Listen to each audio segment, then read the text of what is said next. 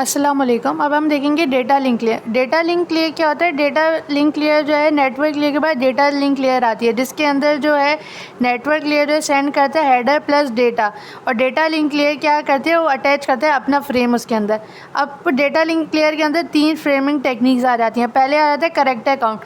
Character count क्या होता है? इसके अंदर जो पहला करेक्टर होता है वो बताता है साइज़ ऑफ फ्रेम।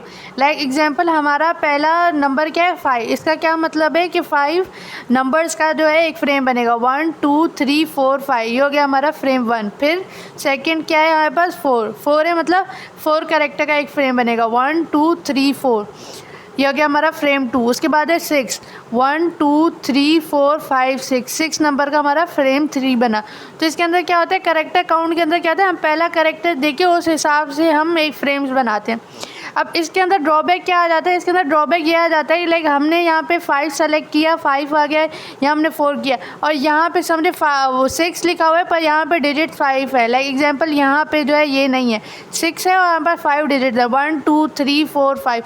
इससे क्या होगा कि हमारा फ्रेम 6 का बनना चाहिए था पर 5 का बना। तो लाइक अगर इसके अंदर वैल्यूज़ ख़राब हो, लाइक वैल्यू इनकरेक्ट गिवन हो, तो फिर जो है हमारा फ्रेम सही से नहीं बनता। तो ये ड्रॉबैक होता है करेक्टर काउंट का। इसके लिए हमें नंबर्स जो है वो सही नंबर्स, करेक्टर्स जो है हमेशा सही हो। अगर ख़राब होंगे तो फिर हमारा ये फ्रेमिंग टेक्निक जो है वो फेल हो जाएगी। इसके डिसएडवांटेजेस को देखकर जो है फिर दूसरी फ्रेमिंग टेक्निक है, उसका नाम है flag byte with byte stuffing. इसके अंदर क्या होता है? इसके अंदर हम फ्लैग्स देते हैं। लाइक हमारे पास ये जो है ये डेटा है, इसके अंदर ABCDE ये डेटा है हमारे पास। अब हम क्या होगा, इससे पहले भी फ्रेम लगा देंगे, उसके बाद भी फ्रेम लगा देंगे, एंडिंग और स्टार्टिंग दोनों के बीच में फ्रेम लगा देंगे, फ्लैग लगा देंगे। इससे क्या पता चलेगा ये हमारा फ्रेम है। लाइक फ्लैग, फिर डेटा, फिर फ्लैग। इससे क्या होगा? इससे पता चल रहा है कि ये हमारा फ्रेम है। अब इसके अंदर क्या आ जाता है? इसके अंदर समझें इसका ड्रॉबैक क्या आ जाता है। लाइक हमारे पास एक डेटा है, ये भी डेटा है। अब हमने क्या किया, ये अलग फ्रेम है, ये अलग फ्रेम था, तो हमने क्या लिखा? Flag frame flag. क्या था? स्टार्टिंग और एंडिंग। तो फिर उसको क्या लगा डेटा रिसीवर को कि ये डेटा हमारा ख़त्म हो गया। उसने फिर ये चीज़ देखी ही नहीं, क्योंकि यहाँ पे फ्लैग एंड हो रहा था। तो ये फ्लैग स्टार्ट हुआ, ये एंड हुआ, इसने क्या किया? टर्मिनेट कर दिया। इसने देखा ही नहीं कि आगे जो है मज़ीद हमारे पास डेटा गिवन है। तो यहाँ पे इसका ड्रॉबैक आ सकता है। इसके लिए कि लाइक यहाँ पे एक और डेटा मज़ीद आ रहा है, इसके लिए हम एक स्पेशल कैरेक्टर यूज़ करते हैं, ESC क्या होता है? एस्केप कैरेक्टर होता है। कैसे लिखेंगे हम? फ्लैग, फिर डेटा, फिर ESC। इसका क्या मतलब है? इस फ्लैग के बाद एक और डेटा है, आप उस डेटा को भी विज़िट करें। उस क्या करेंगे हम? ESC लगा देंगे बिफोर फ्लैग के। तो इसने क्या किया? खोला फ्रेम, डेटा रिसीव किया, उसने देखा ESC मतलब फ्लैग के बाद एक और डेटा है, तो फिर वो ये फ्लैग ख़त्म हुआ, इसने ये डेटा देखा, और फिर जब फ्लैग एंड आ गया, इससे पहले ESC नहीं है, तो मतलब ये फ्लैग यहाँ टर्मिनेट हो गया। अब इसके अंदर क्या ड्रॉबैक आ सकता है कि लाइक समटाइम्स क्या होता है, ESC भी हमारा डेटा होता है, ESC की फॉर्म में भी यहाँ पर डेटा आ सकता है। एग्जाम्पल, डेटा, ESC, फ्लैग और फिर डेटा।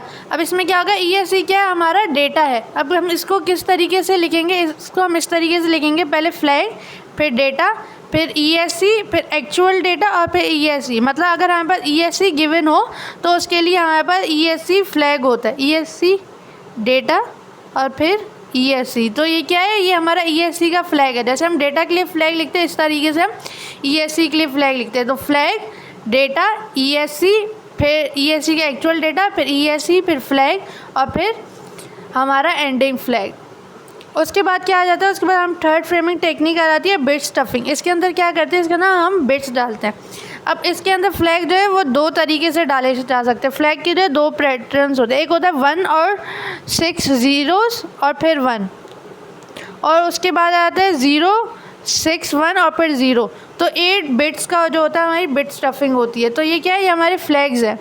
तो इसमें क्या होता है बिट स्टफिंग के अंदर? इसके अंदर ये होता है कि लाइक आपका जो डेटा गिवन है उसके अंदर हर कंसेक्टिव वंस के बाद एक ज़ीरो ऐड करना है। लाइक जब जहाँ पे हमारे पास 5 ज़ीरो आ जाएँ उसके बाद हमें एक एक्स्ट्रा ज़ीरो डालना पड़ेगा। अगर उससे पहले ज़ीरो है या नहीं है आपको फिर भी ज़ीरो डालना पड़ेगा।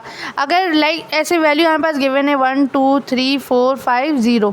अब क्या यहाँ पर वैल्यू गिवन है? अब आपने क्या देखा यहाँ पे 0 था, 5 के बाद 0 डालना है, 0 पहले से गिवन है, आपने 0 नहीं डाला तो 0 तो ये इसकी वैल्यू थी ना, तो ये फ्लैग थोड़ी ना था। तो आपको ऐसे डालना पड़ेगा 1 2 3 4 5 6 0 0, क्योंकि जब वो रिसीव करता है वो तो ये वाला 0 कट कर देता है, तो ये तो उसका डेटा था, तो उसने डेटा ही जब कट कर दिया तो वो डेटा तो मिसिंग आ जाएगा ना।